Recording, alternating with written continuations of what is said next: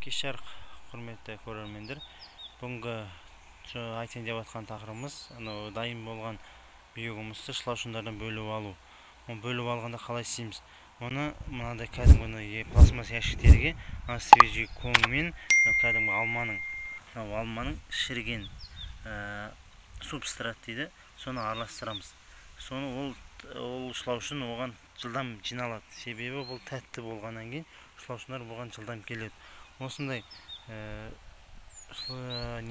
ящиктер салу арқылы шылаушындарды бөліп аламыз. Ол қалай жүзеге асады? Қазір көрсетемін сіздерге.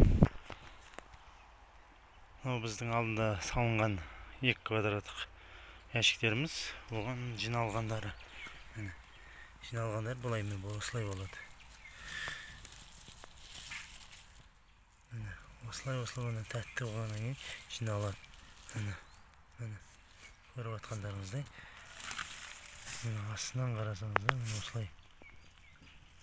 Осылай арқылы жиналып бөліп аламыз. Енді арасында қалып кетеді. Дайын болған биогумус. Иісі топыраққа айналған кәдімгідей. Осы биогумусты дайындау жолдары. Тағы бір айта кететін бір жайт, құрметті көрермендер. Бұл жерде мысалы 2 квадрат жатыр. 2 квадрат шылаушын. Негізі Қазақстан бойынша квадраттың сатылымы 150 мың теңге.